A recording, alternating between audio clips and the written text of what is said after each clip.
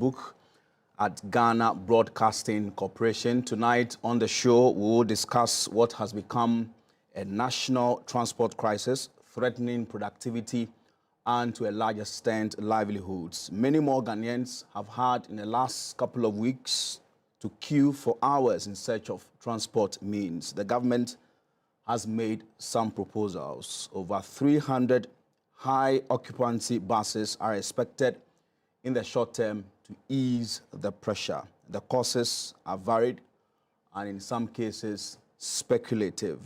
How long does it take before we find a lasting solution to this crisis we're facing as a country? Mr. Peter Kwakye Aka is a former MP at Menfi Central. He joins me in studio for this particular discussion. Good evening to you, Honorable. Thank you very much. And welcome to Talking Point. Thank you. We also have in the studio Samuel Amwa. He's a Deputy PRO of the GPRTU. Good evening to you, Samuel. Good evening. And welcome to Talking Point Thank as you. well. We are going to be joined via Zoom. Solomon Owusu is the Director of Communications of the United Party, and he is also a transport operator as well. He'll be bringing in that expertise into the conversation. Good evening to you, Solomon, if you can hear me. Good evening, my brother. All right, so we'll also be joined via Zoom, Apia Kusi Adumako Esquire. He's a director, West Africa Regional Center, CATS International. He's written extensively on this subject matter. Good evening to you, Mr. Apia Kusi. Hi, good evening to you and your viewers. All right, so maybe let me start with you. I've read that article that you published not too long ago, and you are saying that providing buses, for that matter, retooling, the public transport companies is not the antidote to this particular crisis we're going through. Why so? Good evening to your viewers of GTV Talking Point. I think we've had this problem for many years. Accra or Ghana has had a series of urban transport companies, started with the OSA, the City Express, MMTs, Ayalololo, and most of these interventions have failed. And most of the buses that government import, after a few years, the buses, the managers of these state-owned companies deliberately run these buses down and later sell them as a scrap. Now, government decision to get buses for the city is commendable, but I think that that is not the first solutions that we need to address. What I want to say is that there is some fundamental problems affecting transportation in Accra. Currently, the management of urban transport in Ghana are under the jurisdiction of the various assemblies. Accra now has about 24 assemblies. In the past, we only had AMA, and even TEMA was part of the AMA. And then in 1989, TEMA was decoupled from AMA, and subsequently, we've been dividing Accra into multiple district assemblies and having different assemblies planning transportation. And these planning are not in sync. And so if we want to go and bring buses again without doing the fundamental policy planning work, the buses will not solve the problem. Right. And you go to most countries, for example, you realize that it's not just about the buses that is required. We need to have a proper urban transport policy. And this is not clearly coming out from what government intends to do in the short term. So will you say that we have misdiagnosed the problem? So far, all that we've spoken about as a country is that we're going to add to the fleet. Are we getting the diagnosis wrong from scratch? We've not done, it's not a wrong diagnosis, just that we have not been able to do the full diagnosis of the problem. If we were to do full diagnosis of the problem, realize that it's not just about the buses. You know, in 2015, Ayalololo came, and then the subsequent administration did little about Ayalololo. We've been told that over 100 buses have just been sold as scrap. The same thing applies to MMT. So we are in a rush to procure buses without trying to understand the problems of the urban transportation. If we rush to get the buses, which for some it may be procurement contract, but for me, I would want to hold on with the. I mean, the buses are necessary, but it is not sufficient. We need to get the fundamental issues of the urban planning. I mean, currently in Accra, for example, because the assemblies do not enforce the laws that have been given to them, most of these commercial buses, commercial trotros, they pick and run on routes that are profitable, and they deliberately leave some areas unserved. But And all of these things, that's business. no, but that is why in the LI Regulation 121 of the LI 2018, that's the road traffic regulation, it says that assemblies would allocate route to business, car associations. And then let's say you are giving Adenta to operate Adenta to Accra Central, and you need, let's say, 30 trot-trots, and the trot-trot that they are giving to you, every 10 minutes, a trot-trot should be moving from the terminal A to the final destination and back and forth. That is what the law says, but the assemblies don't have the expertise to run the sophistications of the urban transportation, and they have left it unregulated to the GPRI TUs, the Pro Tours, and the concerned drivers. Right. And again, when you go to countries where they have multiple administrative groupings, they do not allow each sub-district or sub-metro or metro to regulate the transport. Because they are all within one city, there's a central planning that plan and regulate the transport. When you go to New York, for example, New York has about 5 boroughs or so, but then the Metropolitan Transport Authority regulates the transportation within the New York. The same applies to London, Paris, and other cities. Right. And so okay. All right, let me bring Mr. Solomon Owusu into the conversation. Mr. Owusu, if you can hear me, I mean, in the course of the week, discussions we monitor, a lot more people have accused transport operators of causing an artificial shortage so they can benefit from the system. You are a transport operator. Is that the case really? What really are the issues on the ground? So it can never be that a businessman who has overhead costs, who has responsibilities with the bank, will deliberately say, I'm parking my buses so that how do I pay the banks? It can never be the case. What is happening is that the city of Accra is choked. You have Accra metropolitan area growing at almost 2.8 million. If you take Greater Accra, you have a population of about 4 million, and we are growing at 2.8%. So clearly, you would have issues with your transportation needs in terms of traffic and risk management. What we have failed to do, when we were all in primary school through to the middle school or the GHS and secondary schools, we learned about different types of transportation. I'm sure you would agree with me that we have more than one form of transportation. But in Ghana, and for that matter, in our various cities, it seems to me that we are only concentrating on road transport, which is very, very dangerous for us.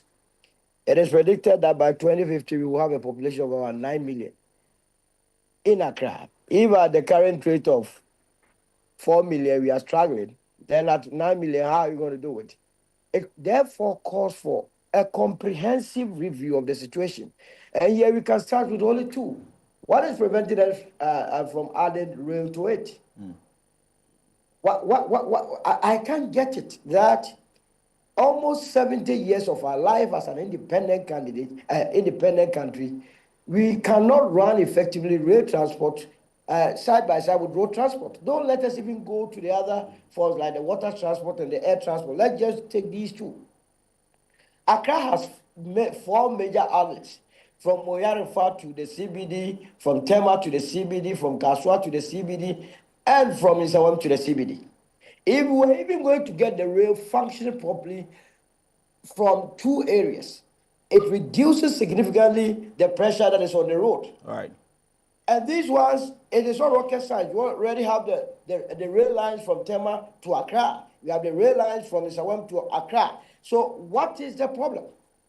The solution does not lie in you buying more buses onto the road. If you buy more buses, you're only going to create more traffic on the road. And if you are creating more traffic on the road, it means when a batch of workers or Ghanaians move to the CBD, there will be more at the transport, the stations are waiting to be onboarded, and it will create the same problem. Right. Then again, we have been over concentrating on government intervening in terms of purchase.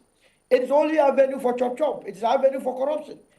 They go there, they go and procure these buses, they inflate the prices. At the end of the day, the revenue stream that is coming in is unable to pay back the buses and leave anything for maintenance. It is the reason why you find the Ayalolo buses parked there. They practically do not have the money to undertake major maintenance. And as a media house, I'm giving you this assignment. Let's go in and find out how much it costed per bus, that's a yellow bus, to be procured. And just do a simple analysis in the open market and find out whether we were not duped as a nation. And that is why we don't want any government at this stage to come and tell us that they are going to buy the buses. Right. We bought 245 buses for Ayalolo company. Which company will be given 245 buses as an asset, and 2 years later you will not come and tell us that you increase the fleet, but rather you are rather grounded the fleet, and we keep adding. We gave the SCC more than 100 buses in 2020.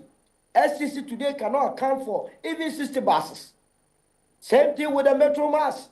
We gave them buses and they sold it as scrap. So if you continue to do the same things over and over again, are you not going to get the same results? Mr. Usu, if you look at the proposals so far, how long do you think we are going to be in this crisis? We are looking at some 300 buses in addition, which are likely to come on board latter part of this month, early next month.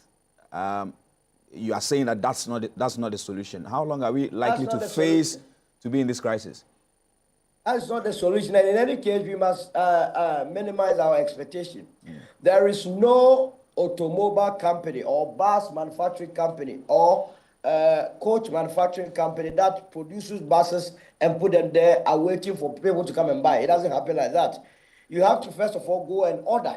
So now that government is going in, government is now going to order. When you order a bus to be manufactured for you, manufacturing the chassis alone takes a longer time before it is shipped from wherever it's coming. So your 1 month, 2 months can never be the timelines. And so they must come clean and then address the nation properly. Right. What I believe has to be done immediately is that you have buses at Ayalolo workshops, you have buses at the Metro Mass workshop.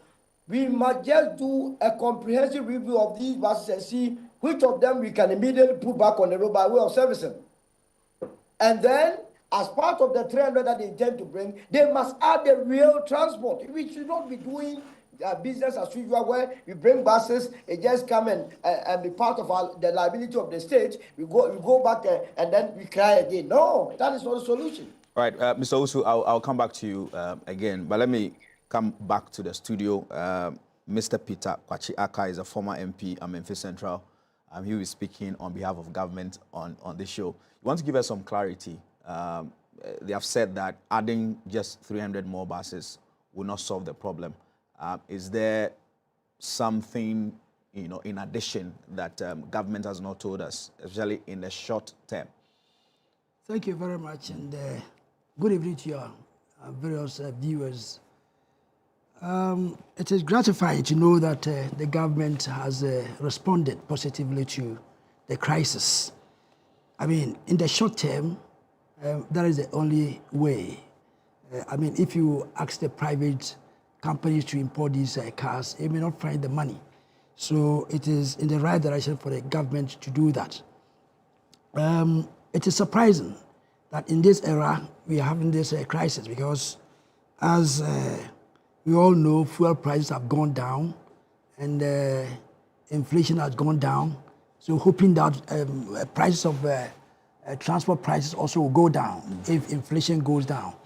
And there are complaints that rather prices are going up.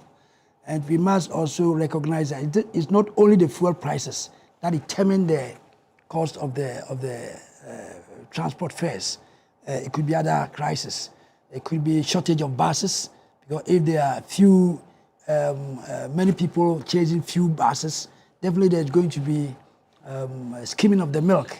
The drivers would like to maximize their profits, which is normal in a business sense and economic sense. So this one is the government is doing well, very well to import these buses in the short term.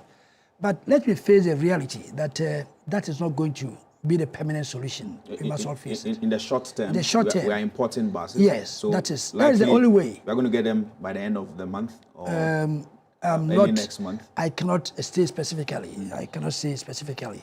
But at any rate, the buses are going to come. And the reason why I'm saying that that is not the solution, permanent solution, is that we have had these problems severally. In the NDC time, we ordered these Ayarolo buses, and the next government left them to follow. And there were reports that they were not even used at all. Government ran the buses, and within a very short period, they go bad. That is a normal syndrome, that Ghanaian syndrome, that it belongs to the government. So care is not taken. So I would believe that after this crisis, the government is going to take a serious look at this, especially with President Mahama, because he's known for solving problems permanently. If you look at the electricity power production, he came in and promised that he was going to solve the problem. And he did. He ordered these car power and other equipment to solve the problem.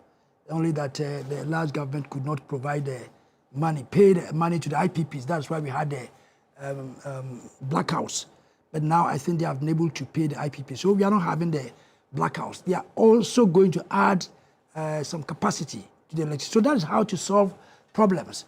I'm a marine engineer, and for that matter, I've sailed around the world, and I've noted down the various transportation systems in various countries. And here I'll cite an example of Singapore. Singapore is a city-state and very much populated, only city-state, just like Accra. It's a country and it's a city also. So you can imagine, they have managed to do very well with their transportation system.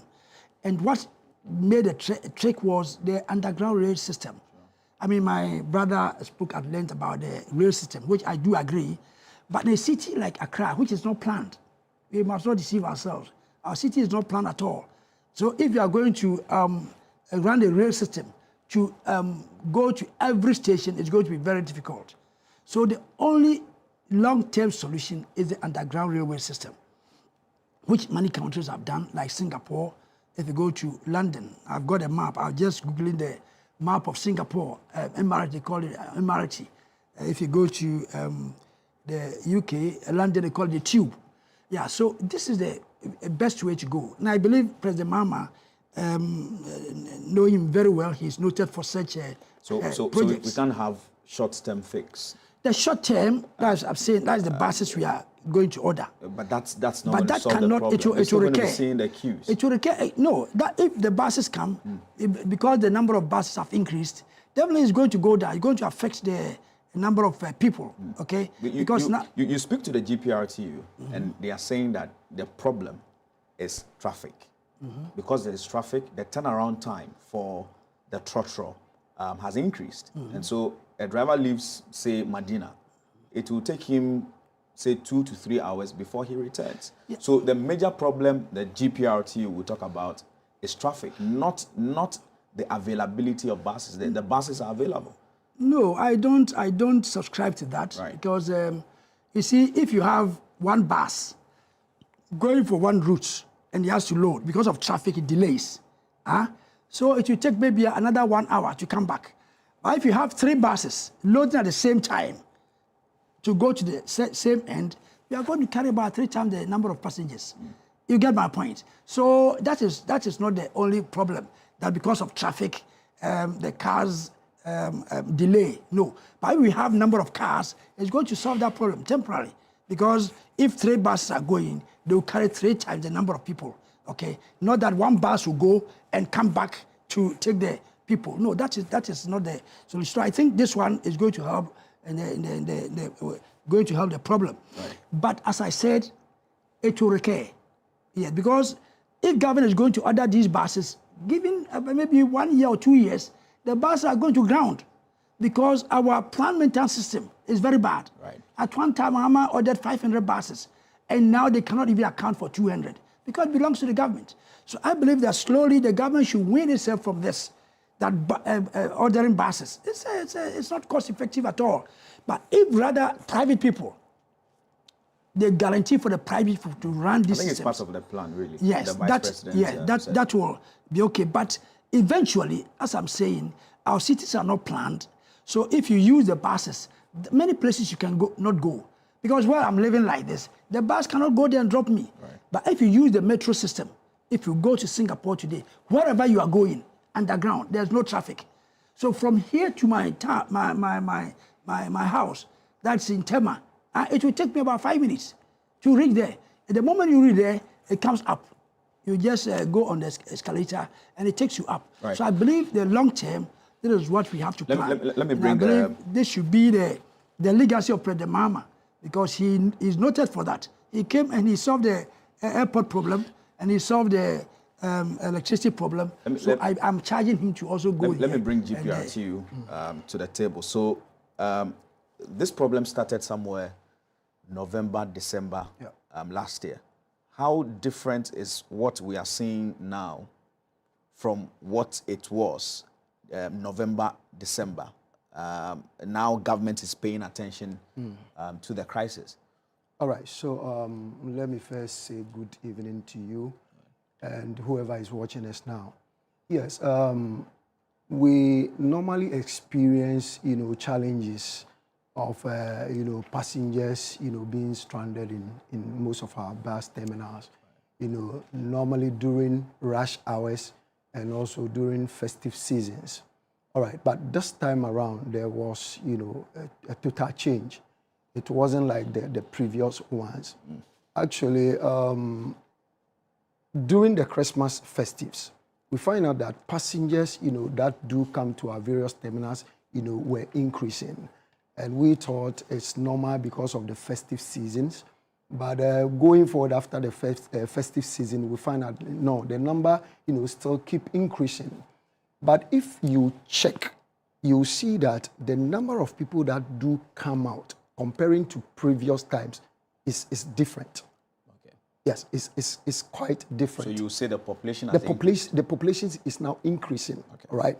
The population is now increasing. That is why we are seeing the differences now, all right? Because comparing to the previous days, although during the peak hours, during the rush hour, you find some queues at various stations, but those ones do come because of the traffic congestions. Because when it happens like that, most of the roads will be choked. The drivers will go and they will find it it will not be easy for them to come back to the station. So definitely you see them, but it will not take them too long to just queue.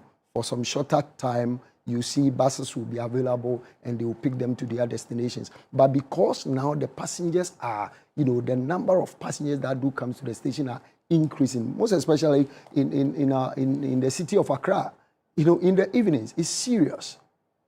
The market women that do come out to come and sell are increasing. Those that come out to come and buy are increasing. That is why we are seeing all these problems. So, quite recently, we had this information that we have deliberately caused artificial car shortage and all that. And I was glad when I heard Mr. I think Solomon Owusu, mention this, that no, commercial operator would deliberately park his vehicle. There's no truth. No, there's no truth at all. There's no truth at all. Even sometimes when some things are not going on well and maybe we are talking to our drivers to embark on sit-down strike, it will be very difficult for the drivers to park. Are you getting it? It will be very, very difficult. Sometimes, you see, some of the drivers will even sneak to just go and work. So there is no way a driver would deliberately park his car that I'm just parking the car for the passengers to be stranded so that another driver will use that as an opportunity to go and pick them and increase transport fares and all that. No, that is not true. But one factor is also that, you see, nowadays, through our checks, we have found out that most of the vehicles too has remained at workshops. Okay. Yes. When we had this information of artificial, cars, lorry shortages, we started doing a survey. We started doing search.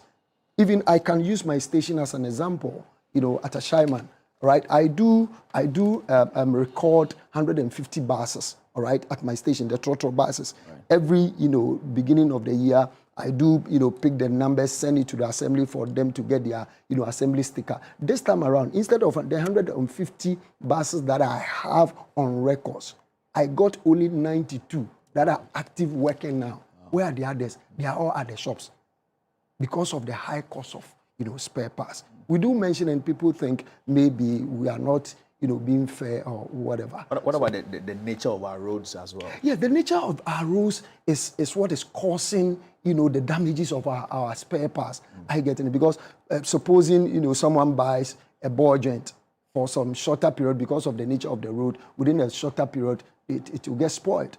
I getting it? And even the engines, because of the dust and all that. So these are some of the things that causes, vehicles to be broken down and be sent to the shops. A transport owner will not get money to repair them back. Spare parts prices should be coming down. In fact, when you speak to Abosoka, they'll say the prices have come down. You know what? That's what they say. Yeah, we do meet them. Yeah. All right. I think about before Christmas, we had a meeting with the Abosoka Spare Parts Dealers Association and the Trade Ministry, and that we told them that spare parts has not been reduced. They also came out that it has been reduced.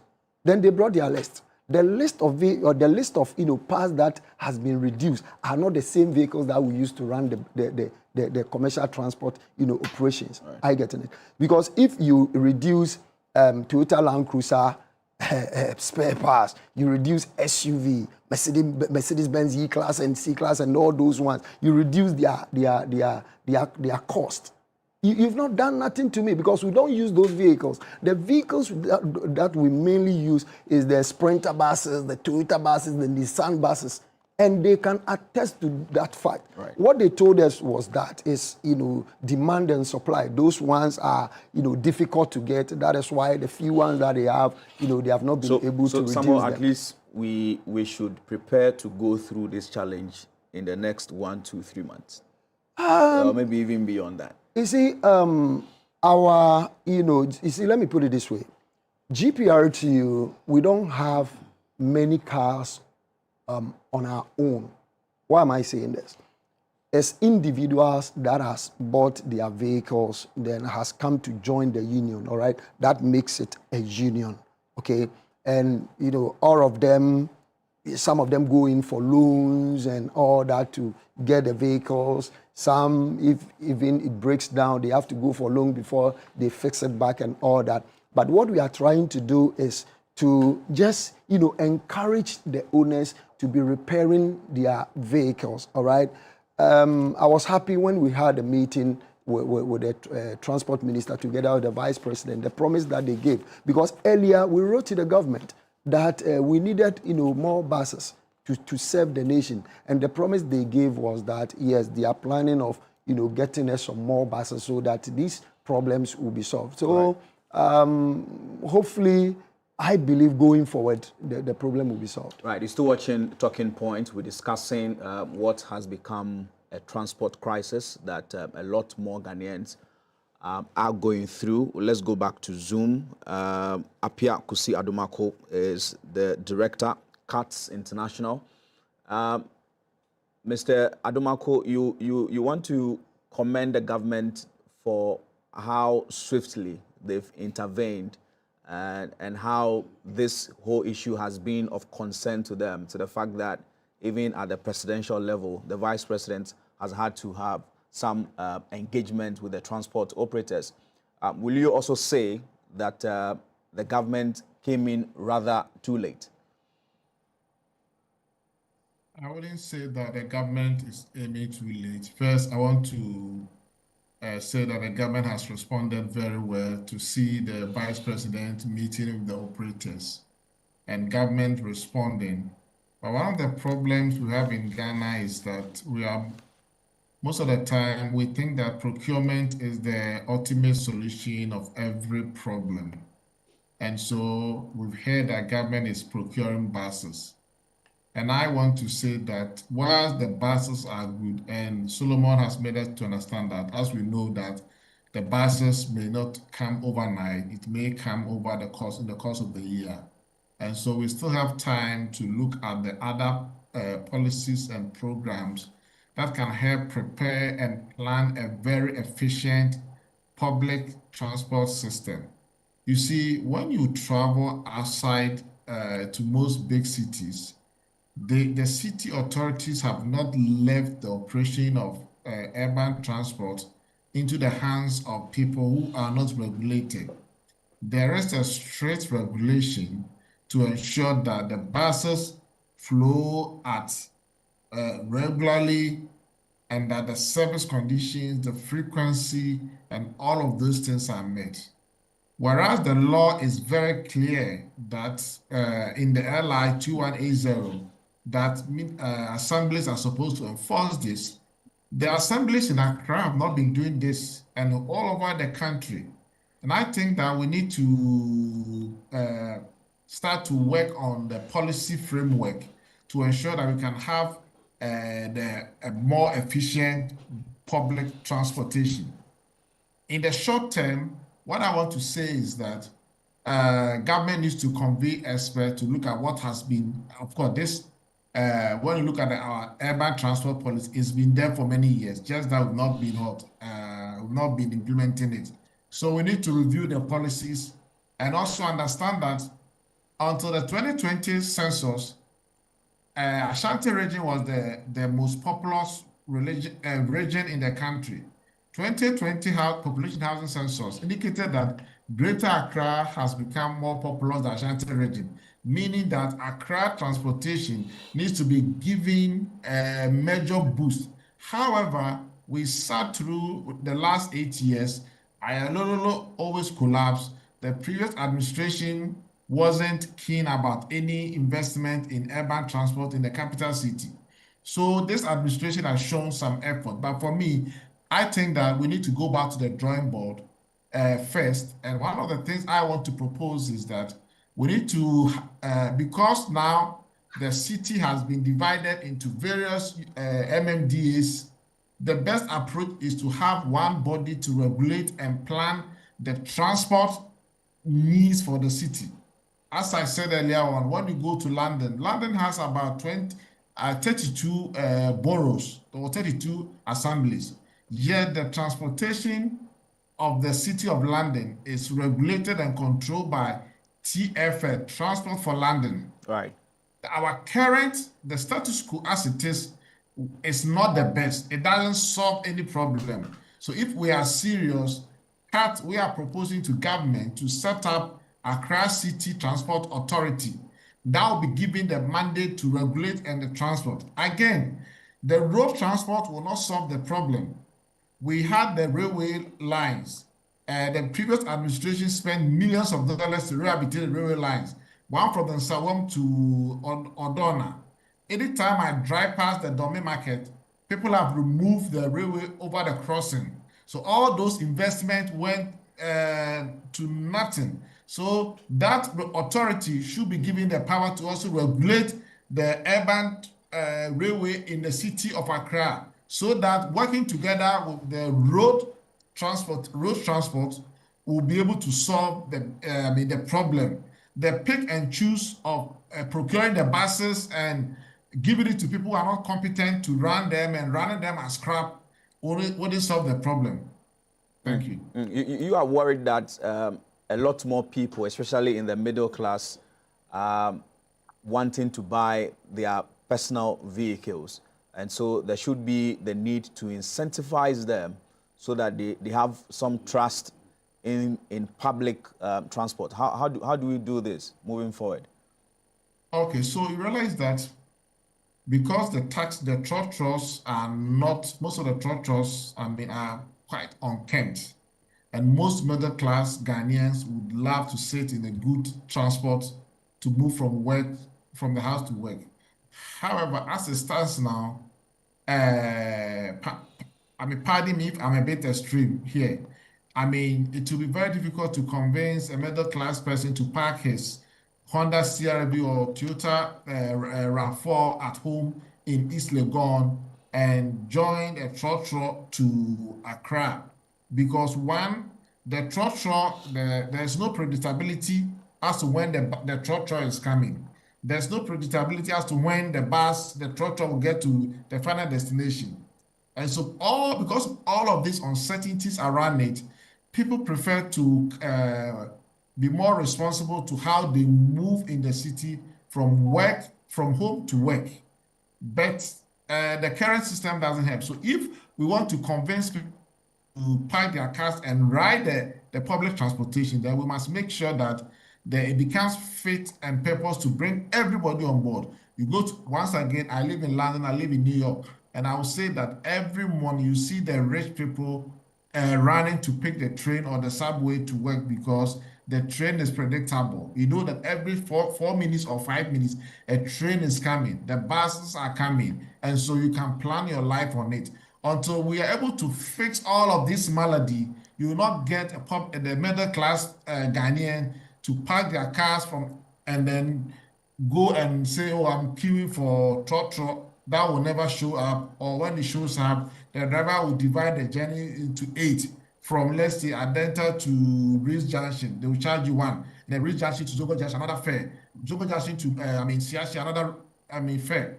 No middle class person will be interested in this kind of drama. So everybody wants to buy a car and drive. And that is not sustainable for us as a nation because everybody buying car puts a lot of pressure on our fuel import. And that also puts pressure on the city.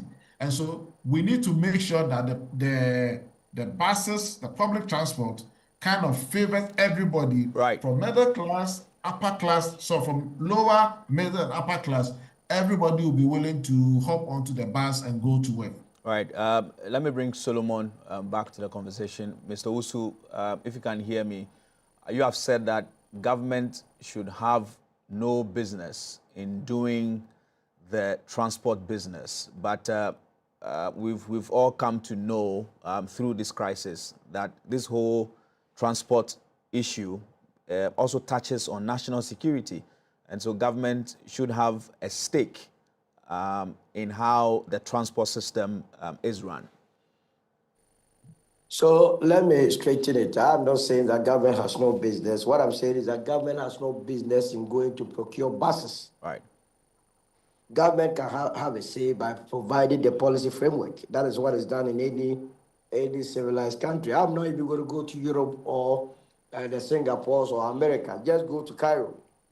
Cairo is a city with a population of about 16 to 20 million. What is the population of Accra? But in Cairo, they are able to manage their transport system because they have activated all means of transport. They have the metro lines working, they have the coaches working, they have the mini taxis working, and so on and so forth. And that is the angle that I want us to look at. Honorable Aka made the point that government business, they say you can't carry, we don't carry it. That is the mindset. Once government goes to procure the buses, those that are put there to manage, they see it as your personal property. Just run to make money. How can you be giving 245 buses and in 2 years' time, you are unable to account to it that you have added more than 250 to it to make it 500, but rather the numbers are reduced. It is unconscionable. And so immediately government must refrain, but rather provide guarantees to the private sector, and then let the private sector be the ones owning the buses. Government's commitment in this whole transaction will be the guarantee that they will provide, and by so doing, they will be able to regulate the private sector in terms of pricing, so that the private sector will not just be increasing their fares arbitrarily. And that is how it is done. Now, the real issue has to be looked at. It is not a long term. We must not see the rail system as a long term. It must also be part of the short term solution. Because, look, this is a country that is almost borderless. We don't have borders.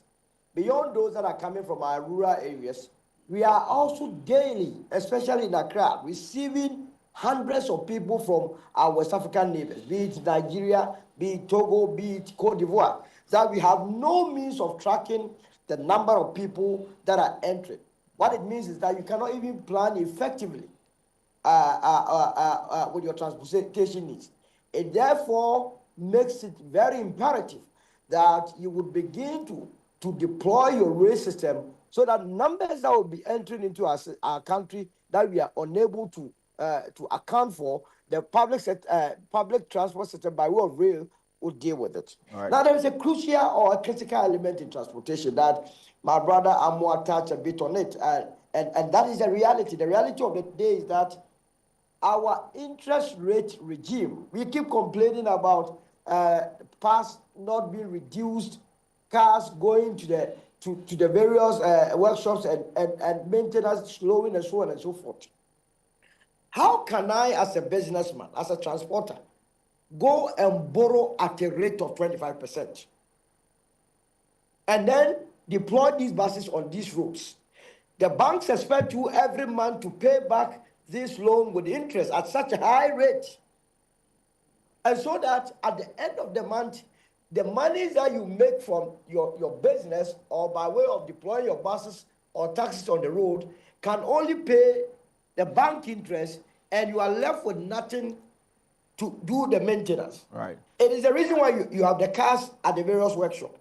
So government must also do everything possible to make sure that our interest rate regime comes to a single digit. It is just unconscionable. Now, beyond that, another critical element is the planning of our various cities.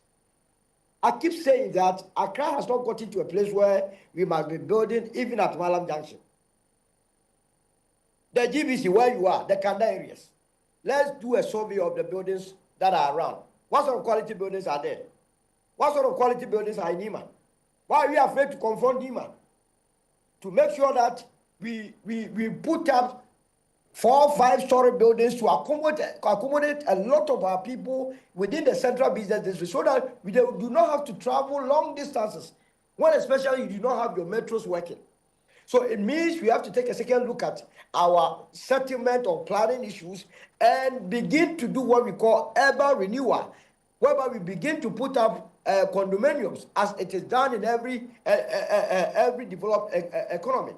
And by so doing, government will not be pushed to go and look for money to be going into the hinterlands where settlements are not planned, but yet government is supposed to extend road network to those areas. Right. These are the real issues that are confronting us. And I believe that as a country, the plan is already there. Because remember, in only 2020, we had our road transport plan. It is there.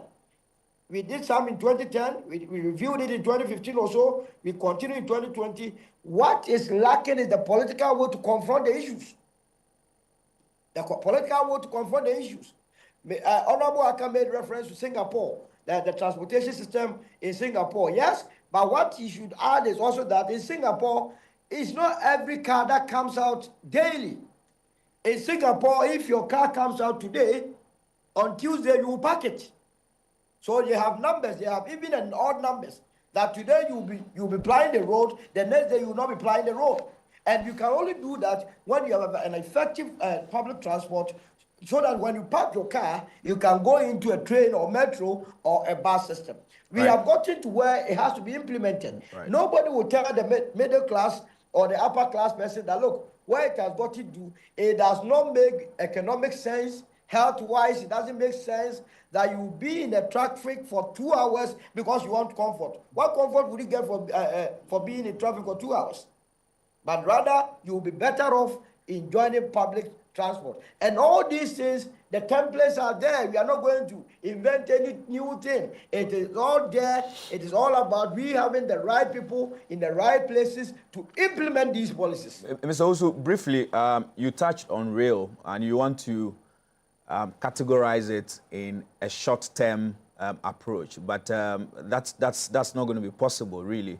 I want to know what is feasible and possible in a very short term. I mean, a lot more Ghanaians still queuing to get transport. No, but the point is that with the rail, don't we have the line from Mpakadan to Accra? It is there. I'm not even discussing the metros, the electric ones. You have the Mpakadan to Accra one. What is wrong with the coaches that are on it? Why are they not functioning?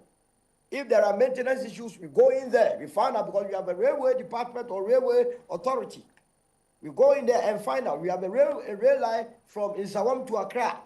Why are the coaches not working? What is the problem? If it is the case that people are stealing the metals on the road, which we know and which could be tracked, if the national security is working and working seriously, you go to Abosoka, you go to Swami Magazine, all these mechanics and so on and so forth. You see them having the rail lines. You go and find out where they got the rail line. If they stole it or somebody sold it, you run all of them up. These are not matters that are far-fetched. Right.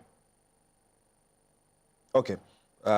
So, Samuel, you guys want the removal of the transport minister. Is that a position? No, by the GPRTU? No. That is not a position at all. In fact, the GPRTU has not called for the removal of the transport minister. No, that is a big no. But in fact, we heard that a conversation. We heard that interview with our brother. He was, with the Concerned Drivers Association. I hope you know very well. Sure. Then later, quite recently, he joined the GPRTU. That is his personal opinion, but that is not the stand of GPRTU, that the GPRTU want the removal of the transport minister. No. So you are okay with his performance so far? Oh, yes. So far, so good. He's working. He's trying his best. But the transport system now, the way people are looking at it, that is why it looks like he needs to do more. All right. That is the main reason why we also met him. What we want the government to do for us now is to get us more vehicles, right?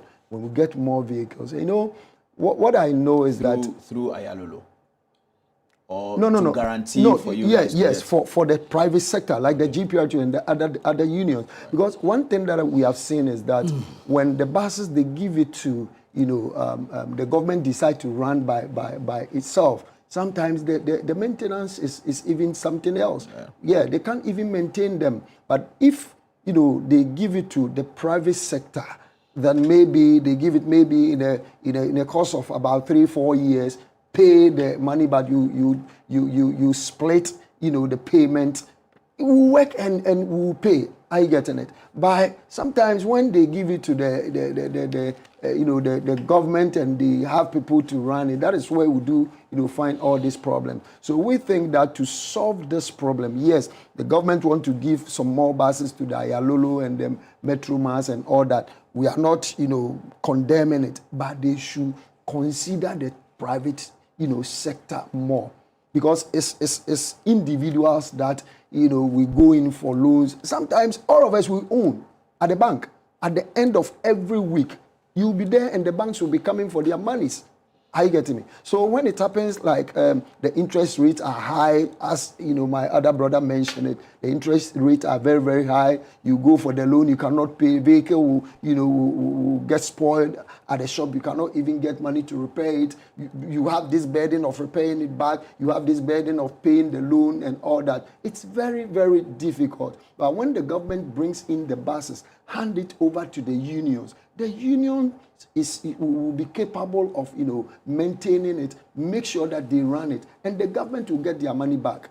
quite recently, we heard of this 245 buses given to Ayalolo, and now it's about 80 buses that are now running. What about the other ones that are left? It means that the government is losing, and there is no way, they can get the money back. Some of the buses, when you go and check, the things that has got spoiled, some small things, and sometimes the buses will be there and they will be taking off some of the parts to repair other ones, and that is very, very, very bad. So what would GPRT also be doing in the very short term to help the situation? Yeah, we mentioned earlier that we are still encouraging our members who owns buses. About 3 days ago, I was having a conversation with a transport owner who has some fleet of cars. He's having about 5 cars that the engines has broken down, and one engine is costing about 60,000 Ghana cedis. I getting it, and we are still encouraging them to try fix those vehicles back, so that the vehicles will come to the stations to just come and work. And we are also, you see, there was a brother who just spoke about this LI21, LI2180, about this the law that governs the transport sector. It stated clearly that before one can be given the opportunity to work as a commercial transport operator, such operator must belong to an existing transport union. But we find, more vehicles in town that don't belong to any of the unions. Yet the law, has never been enforced. I get it. So we think that if we put those things in place, all right, all those vehicles that are running, outside the terminals will join the unions, and they will come to the terminals to just come and work, all right? Because they are not in the terminals, that is why they had an opportunity to be charging unapproved fares. Because when you come to the terminal, I knew you were going to say that. Yes, they are the ones charging because unauthorized fares. yes, because when you come to the terminal, you will not have this opportunity to charge, unapproved fare. Because at the terminal, we have charges that the fares that we have, assigned them, or we have instructed them to take. But these things happen outside. We are not running away from the fact that some of our members are also not doing. Some of our members, you see, because those ones are doing it and nobody is, arresting them. That is why some of our members too are joining them. But we are very, very, very serious on them. Quite recently, we formed a task force team. If we find a member of GPRTU charging unapproved fare, we have, serious internal sanctions that, will be given to such a driver or member. Honorable, maybe your final words as we begin to wrap up this conversation. Various speakers have said a lot, but my position is that looking at the conditions of our roads and the cities, which are not very planned, it will be very difficult if we still concentrate on these buses and cars. And whether private or what is not going to be easy at all. Because the roads are there already, and nobody would like you to break down the house. So I still insist that we should concentrate on the underground railway. Even on the surface one, the surface should be intracity, from one city to another. But for the intercity, it should be underground. I don't know whether it's too late for you to zoom the map of Singapore Metro, the underground. I mean, it's very comprehensive. And you can hop. I mean, the train goes 2 minutes, it stops. It stays there about 30 seconds. Passengers get off and get on and go, and the train goes away. I know it's going to maybe affect the transport delays, but I mean, that's how competition is run. And if the surface is eased, the bus also can run very well if we plan the bus routes very well. But now, I think I was listening to the president and he was talking about the airport, how he managed to get the airport Terminal 3 done. It was very interesting. He said the government did not provide any money. It was money from the airport company, and they had to release their taxes to them, and they used it to build it. And there are so many people having a lot of money, investors, who can just come and build this underground rail within 1 or 2 years. Yes, they can. Now, there are machines also to borrow. If you have a very good machine, within maybe 2 or 3 months, it can borrow. And then they fix these trains electric trades. And in that case also, our electricity must be constant. And this is the only way we can solve our problem. But if we say we are going to concentrate on the surface, even with the rail, it cannot, because you can have only one straight line, and from here to there on the surface. But you can't have the turnaround. But on the underground, we can start to plan our city from there. Then after we've gotten that one, maybe in future, we concentrate on the top and try to maybe break some houses and the rest. So what's government's position really? The government position. Moving forward. No, as I said earlier, now moving forward, government plan is to order the buses to augment the existing ones.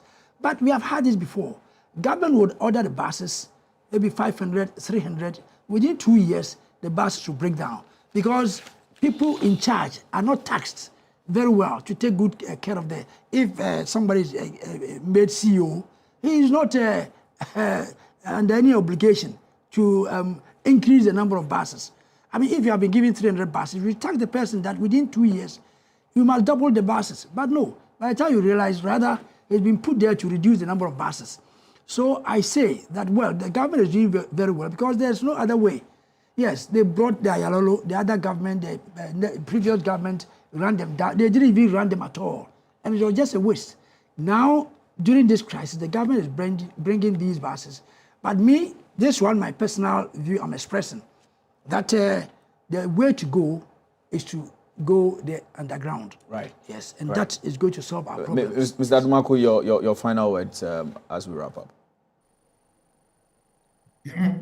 I think what I want to say is that we need to ensure that we fix the urban transport problem in Accra once and for all. Once we're able to do it well, Accra will be a template that will be duplicated in other regions. And all the other big cities in the country are looking to us. I think it's time for government to engage, set up a committee to look at the best way for in the short time.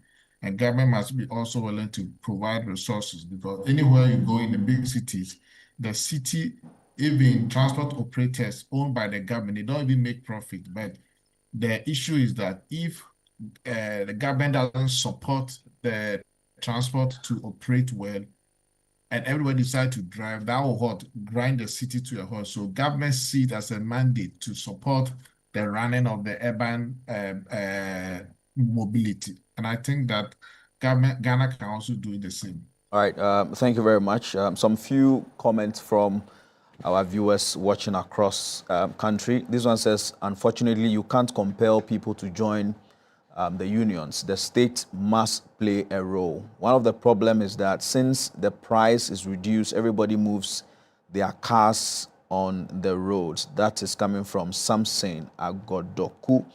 Good evening, and good evening to your panelists. I think the government is taking a right direction by adding to the buses. But then, in addition to this, if they can take off trotro from the major cities and then use the government buses alone in the cities. This is Ernest Samson Doe from Accra. Good evening, my name is Okay, so this one says, good evening, my name is Laye. Without buses, lanes, the additional buses will still not work. Decongestion of the cities is also important for free flow of buses. My question is to the GPRTU PRO.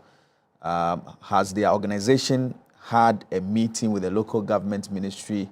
His concerns of Accra being overpopulated, making movement of vehicles difficult. As such, Ghana's local government system needs a second look from Alhaji Dauda, Madina Estate. Very, very long messages there. Maybe you want to just respond to some of the questions. And yes. What you just said, that someone was asking if we have had a meeting with the local government in the area of the congestions in Accra. There has never been a meeting like that. But, we met the transport ministry, and these are some of the issues that, came up. And all our issues, we channel it to the transport ministries. Then, he also bring those that has to come in to come and, help solve those problems. So specifically, there has never been a meeting with the local government, but we have series of meeting with the transport All right, ministry. Mr. Usu, your final words. So my final words, it still remains the same. The government must let the private sector come in because of the nature of how people treat government properties. There has to be a collaborative work. That's the first. Number two, there has to be a comprehensive assessment of the quality of vehicles that we have at the moment, so that if they are not roadworthy, we push them out and get the right buses into the system. Government must also work on interest rates, and the GPRT must also not take themselves out of this whole problem. That deliberately, in their various stations, in their various unions, they also make it very difficult for people to also join them. And AMWA must not take themselves out of it. You go there, you want to bring them buses. That is where the bookman, the chairman, that you have to, they want you to come and worship them as though bringing buses to come and help the system would take food off their table. Government must have that authority that is regulating all the unions. Because in the big cities, for instance, in Accra, we don't have enough stations. So much so that if a union wants to even come out, you have a station to be operating from. The GPRTUs, the Metro Mass, the STCs, and then the VIPs, they have gotten the stations where people can move from. And they are also making it so difficult for people to enter. If you are able to check it, I can tell you that we will deal with it. And beyond that, we still go back to our real system. You see it as a short term. I don't want us to see it as a medium term. It has to be part of the short term solution so that we can deal comprehensively with our problems. Very much for your time. Solomon Owusu is the Director of Communications, United Party. He is a transport operator as well. Joining us via Zoom, Honorable Peter Kwache Aka is a former MP at Memphis Central. Thank you very much, Honorable, for coming through. Apia Kusi Adumako Esquire is a Director, West Africa Regional Center, CATS International. Thank you very much, Council, for joining us. We are most grateful. And Samuel Amwa is a Deputy PRO of the GPRTU. We've been having a conversation on Ghana's transport crisis, and from all the contributions, it does appear that this problem is going to be persisting a little longer before we find a quick fix. My name is Morris Ogbete. Good evening to you. See you next week. Bye.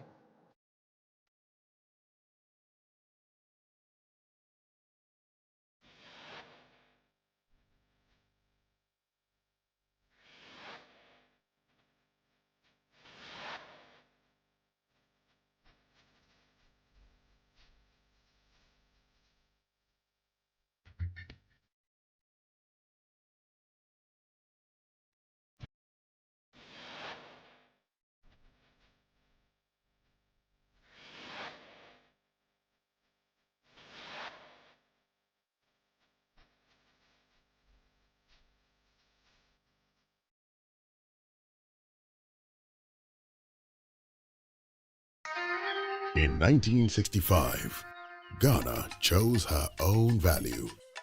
From cowries and pounds, the city was born. Our pride in our own hands. It flowed through markets, palms, and memories, and became part of daily life. Through every season of change, the city has remained a constant in Ghanaian life. In 2007, we took a bold step, ushering in a new era of confidence and stability. Today, the city lives in banks, markets, and apps, rooted in tradition, shaped by history, carried by innovation. 60 years on, it remains our heritage, our identity, our pride. Know the city. Keep it clean.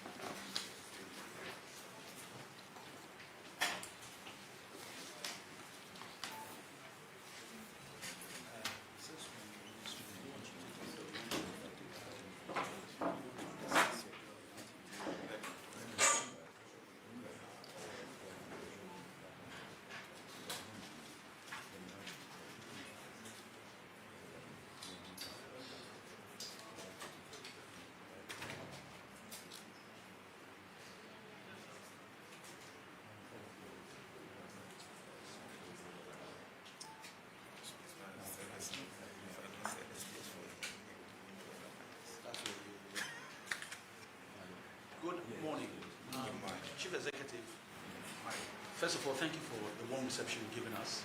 We are in your space, so please welcome us and then introduce your staff that are present so that we will do same outside afterwards.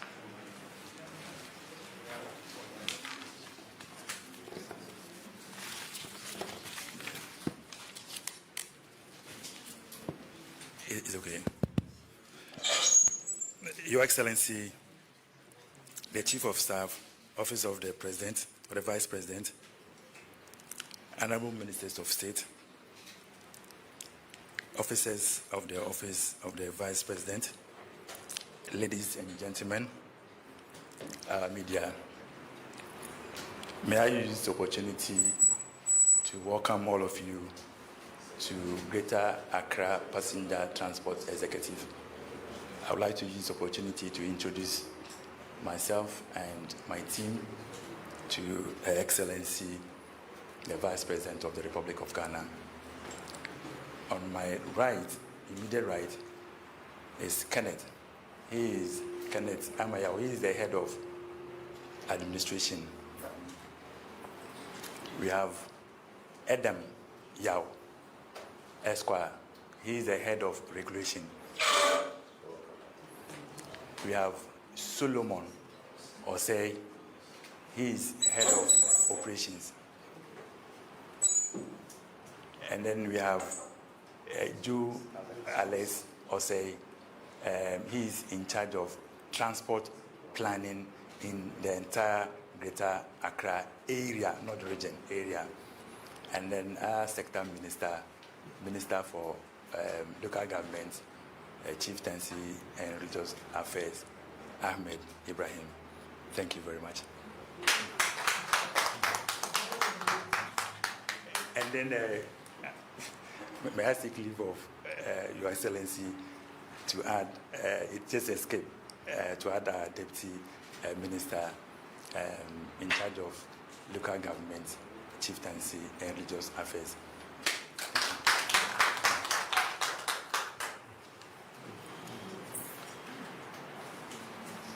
In terms of solidarity by governments, you will notice that we've also come along with the Vice President's team and your ministers, with the Minister of Transport and his deputy, because we are looking at the problem holistically.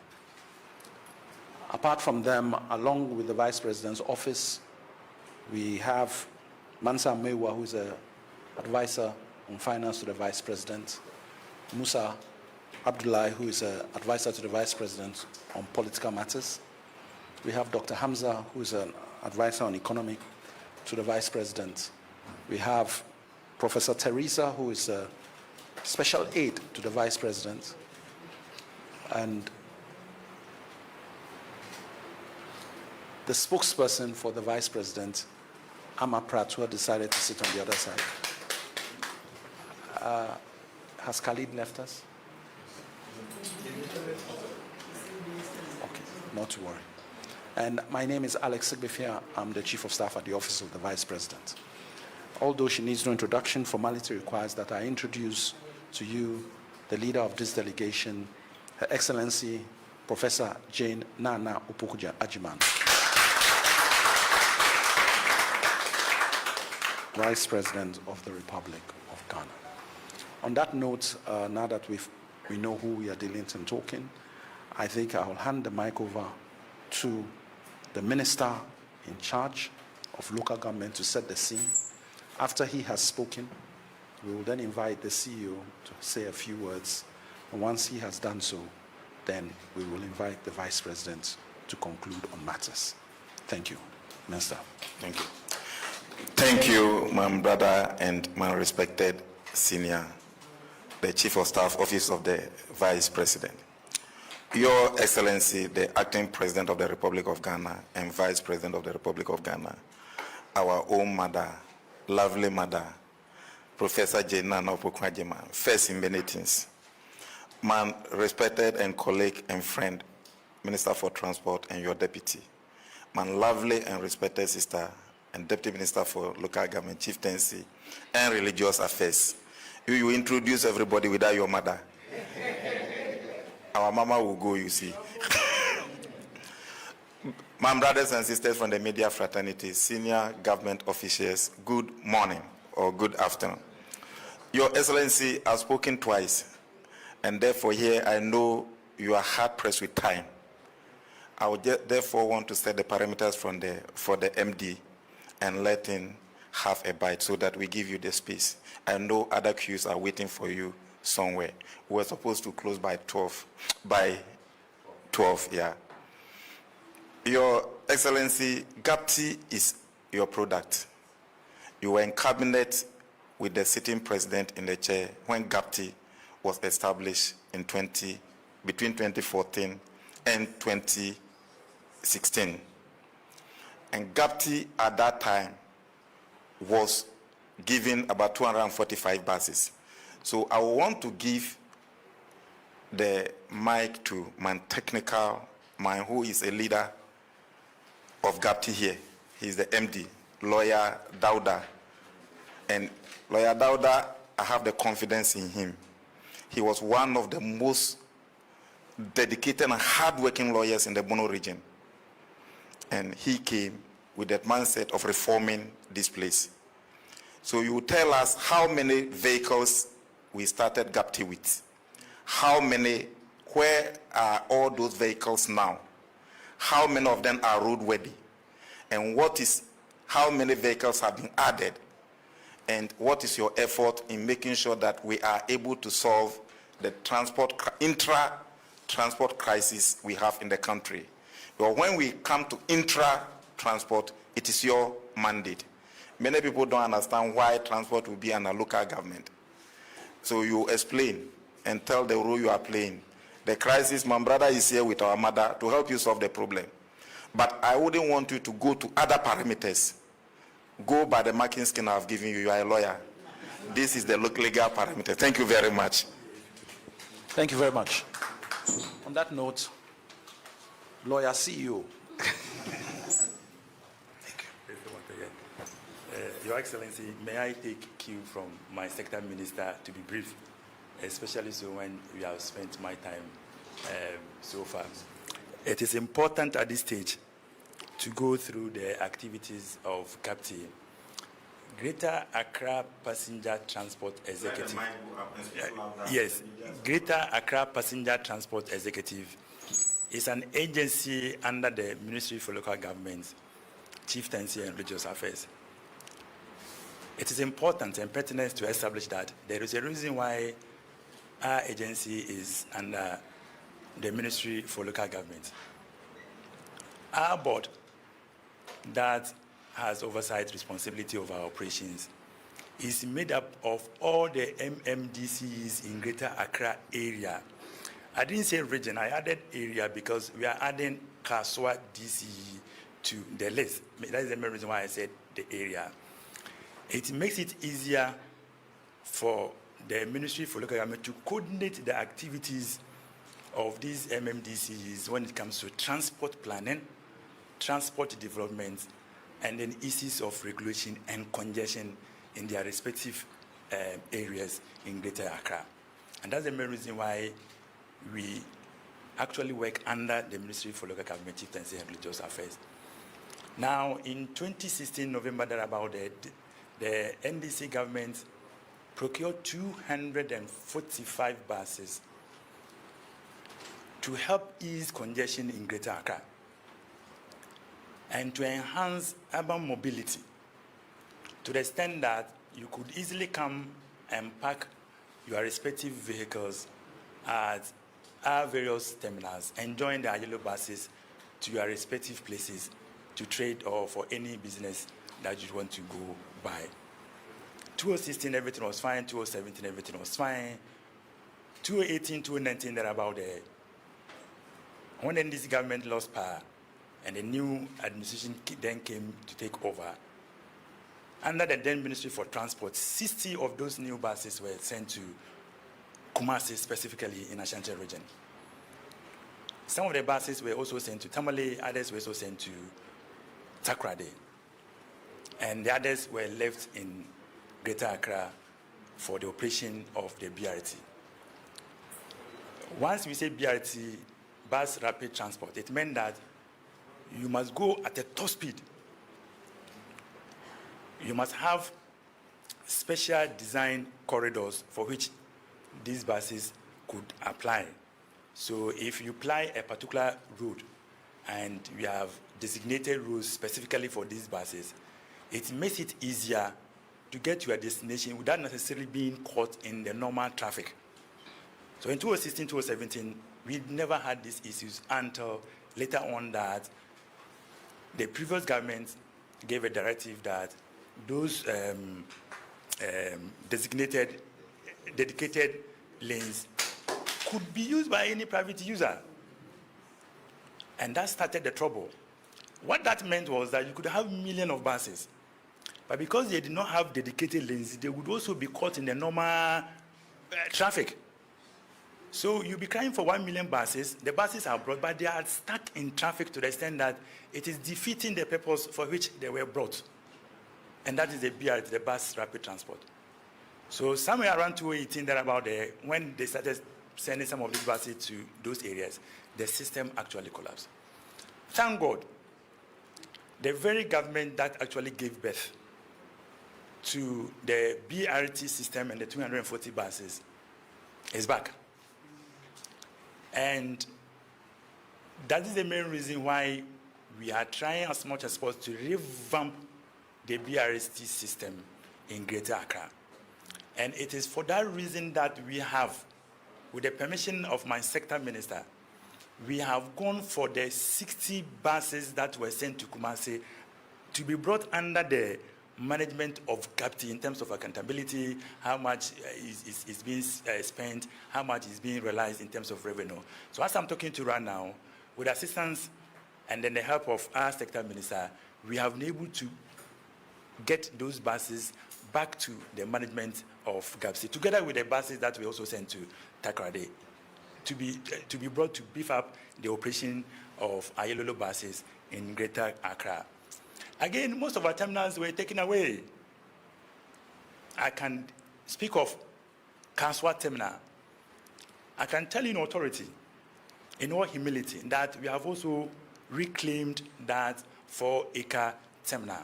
Because like I said earlier on, the buses were brought together with the terminals for which you could easily come and park your respective vehicles and join. Adenta, Kimbu, Amasaman, and then Pokuase, we have been able to reclaim or take back all those terminals in order for us to operate these buses. Again, if you look at the very year these buses were brought, 2016 up to now, it's about 10 years about there. That tells you clearly that the buses are aging. And then these buses are also relying on fuel. So the good news is that it takes 70% of our operational costs for the payment of fuel on these buses on daily. And I can mention figures here. And for the avoidance of that, we are going for electric buses, for which my sector minister, together with myself and the deputy, we had tried as much as possible to go for a grant from the Spanish government, for which we are still on it. And then I'm pretty sure someone next month thereabout there, we should be able to get a no objection letter from the Ministry for Transport. And once that one is hard, then we'll be able to push, yes, Ministry for Finance. And once that one is hard, then we'll be able to push our matters through in order for us to get the electric buses to augment the operation of these buses without any problem. Yes. Again, once we have some of these buses brought to play, it would actually help, not only with the congestion in Greater Accra, but with the problem that we are facing where others are exploiting the very innocent commuters. We have about 2.7 million commuters daily in Greater Accra alone. And if you have observed, about a week or so thereabout there, we are having issues. We have done our own study. All of us can attest to what I'm saying, that the students were on vacation. How many private universities were we having before last year? Those who went on vacation, all of them are back. And once they are back, if Ayelolo buses before vacation, they were using 40 buses per corridor. it meant that the number of commuters at that particular corridor would definitely go up. And that's how come that you are experiencing congestion in those areas where the drivers are exploiting the innocent commuters. What has GAPTI/Ayilolo done with regards to that? We have taken advantage of the 24-hour economy. Now we do 4 shifts. We do 1 in the morning, we do some in the afternoon, we do evening, and then the lean peak in the night, so that the congestion that we have probably around 7, 8, 9, that about there, could ease up. And I think it is important that the records will reflect that it is because of the issues that we have increased our fleet in terms of the number of vehicles and the buses that we put on our corridor. Currently, we operate 6 corridors. Because of the issues that have been brought to our attention, we have added 2 more corridors. And I was speaking to some of the media, and I told them that next week some of them can join me to go and see how and where some of these buses will be at. Going back to Christmas, around November, then about there, GAPTI/Ayilolo, we were using 135 buses. Instead of our normal operation, the figure for normal operations, which probably was around 70 to 80 buses, for the day. We were now using 135 to ease congestion and traffic just before Christmas, and we are still doing that. Just that we are having some small issues relative to the number of vehicles that we have and the number of the vehicles that we also have at the depot, just like a human being. Some of these vehicles, as I told you, they are about 10 years old. They will experience some minor defect and then fault. Then we are on it, repairing all of them.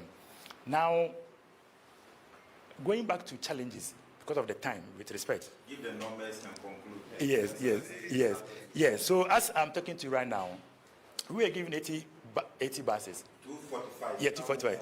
So right now, I'm giving you the figure. Now, the Accra Transit corridors. If I say transit corridors, I remember I told that we have corridors that we apply. Yes. We have moved from 80 buses to 105 buses, which are in service. Now, University of Cape Coast, we have 12 buses. University of Health and Allied, we have 5 buses.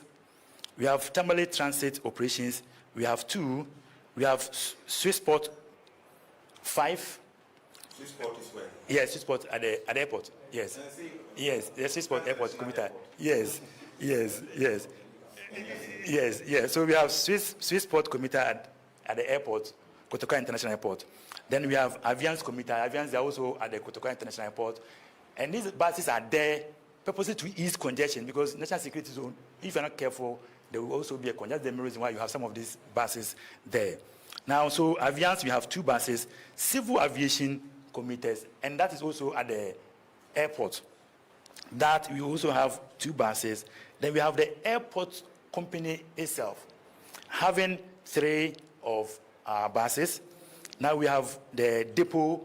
Remember, I made mention of the fact that some of these buses are the depot. Depot means workshop. We have 11 grounded, those ones that are there that we think that we have to change the engines to, so there are about 11. Then we have, and then we have depot holding 28. And then, so when you put all the figures together, you get 175. So if it is 175, remember I mentioned 60, remember I mentioned 10 to Tamale, so that will be 70. So please, 175 plus 70 will give you 245. So that is all about the number of Ayilolo buses that currently we are running in Greater Accra. Challenges, as usual, we do not get any subvention, neither do we get any money anywhere. It is the little money that we take from passengers. And we charge, on record, we charge about 70%, 20% lower than normal fares that you have. So trotro that will take you to town for 10 Ghana cedis, we probably will take like 7 Ghana cedis. And it is out of these monies that we use to pay our staff, to buy fuel, to maintain all these vehicles without getting any money anywhere. Yes. And as I'm talking to Ayolulu, we have tried as much as possible. Now you can see most of these Ayolulu buses are also having Wakan Now, other companies being advertised on them. I don't know whether you have them as a media. It is one of our innovative means of getting money to pay for the fuel. And that's the main reason, since I took over, we have tried to have, right now we have about 4 or 5 companies that are advertising on our buses, and it is giving us very good money to pay for our salaries together with other expenditure. So in conclusion, So- 45, how many are grounded? So the Ghana one, 11. 11. Yes, 11. Out of the 245, 10 years ago, 11 are not roadworthy. Yes, they are not. The rest are all roadworthy. Yes. And they are all moving. Under maintenance. 28 under maintenance. Yes, and then with the 11, let me add, it is critical that when NDC won, yes, they bent, I think they bent one of the, 4 bent, yes, in Kumasi. 6 or 4? 4, it's 4. Remember I told you that 60 buses were sent to Kumasi, 4 have been bent. So they are all part of the 11 grounded buses that I'm talking of. So so let me use this opportunity to welcome all of you, and then hand over the mic back to Chief of Staff. Thank you.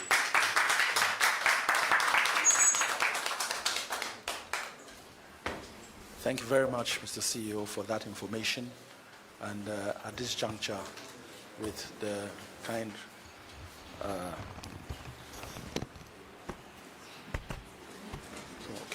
with the permission of the Sector Minister, I will hand over the mic now to the Vice President of the Republic to say a few words.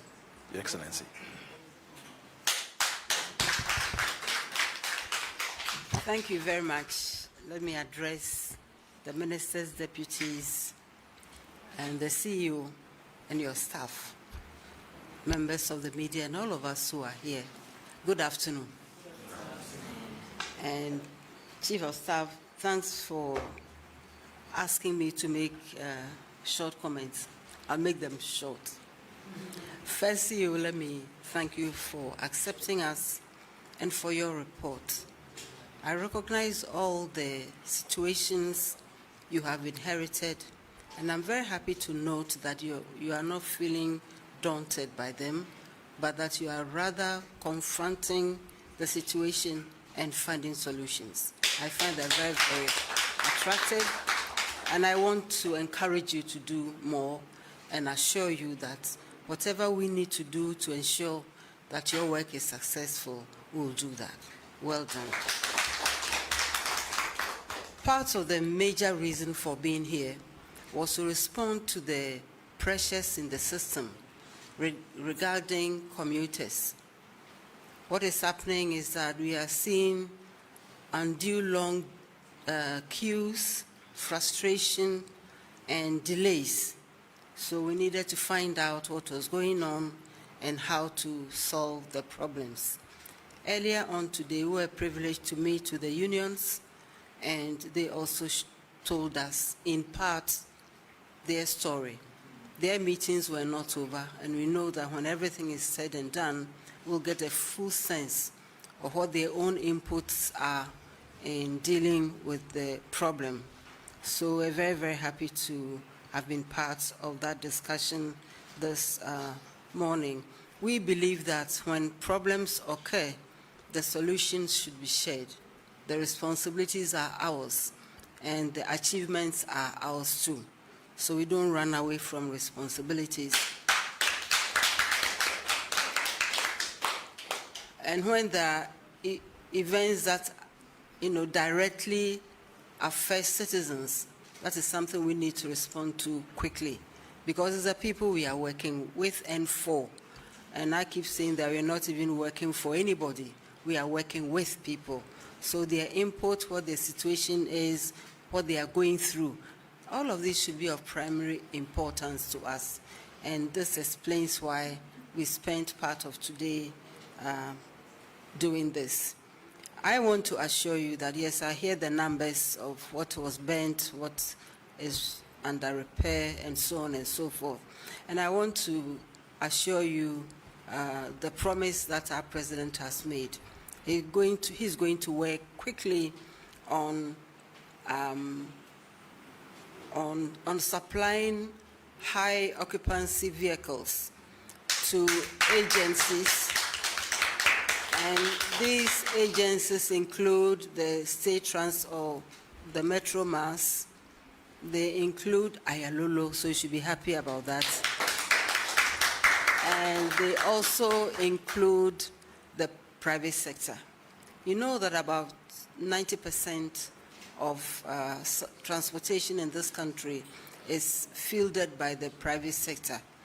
And we also know that, like your agency, they've also not had any support in the last 10 years. So we have a bit of a problem, not a bit, actually a big problem to do with public transportation in this country. And you refer to the history. We try to solve the problem, especially in dedicating lanes for the buses to ply. It's very, very important. Because if I'm going to leave my cars elsewhere and be in the queue, then maybe there's a very little attraction in using that option. So it's just unfortunate that we have to go back instead of advancing what was there. And all of these should be lessons to all of us on why we need to do things properly in order to advance our country. So I want to commend you in the efforts you are making to restructure. That's the sense I'm getting, not just retooling, but also resetting the Ayalolo system. And in all of this, let us remember why we are there. We are there to make life more bearable. So wherever we are, that is our responsibility. I know you are carrying yours well, and I want to congratulate you for it. And thank all of you for your time. Thank you very much.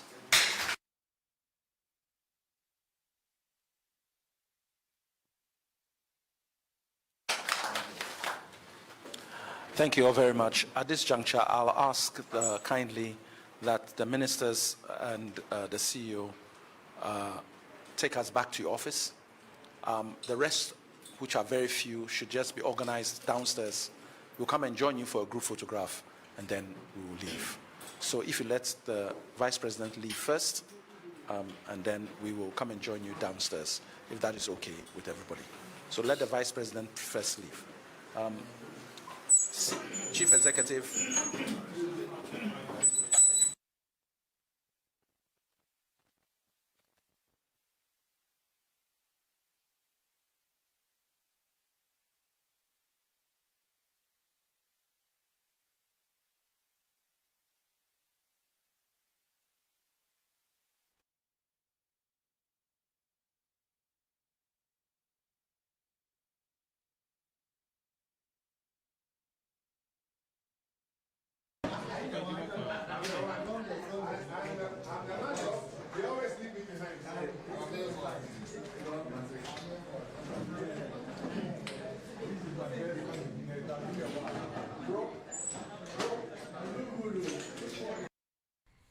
Wakam is a vibrant residential suburb of Dakar.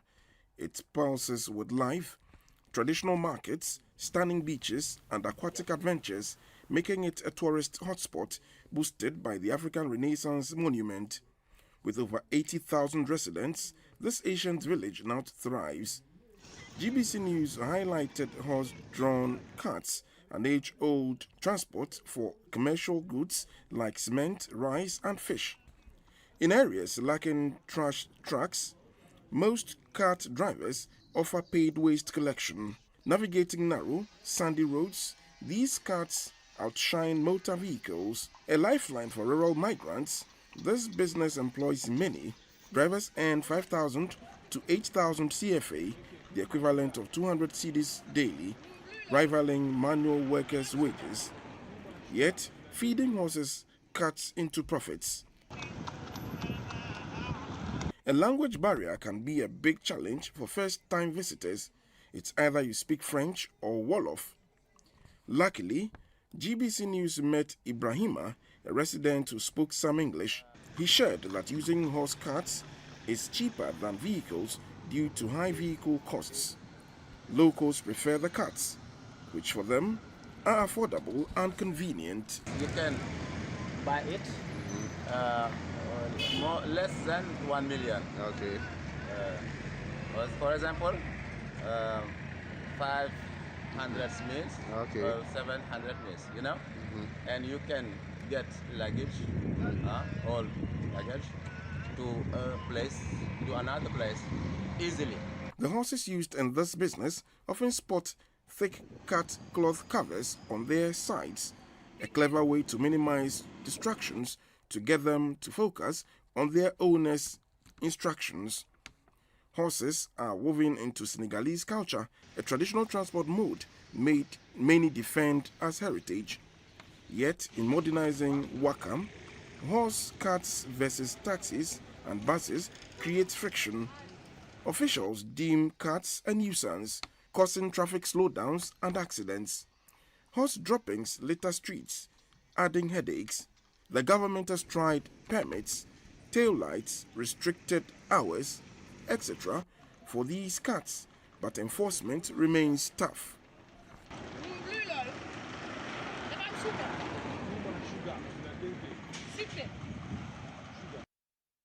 Ahenema, meaning children of the king, in Akan, originated as a royal slipper worn by monarchs and their families during grand ceremonies and state functions. The intricate craftsmanship symbolized prestige and power, with designs conveying subtle messages of status. Over time, this royal footwear has become a communal treasure.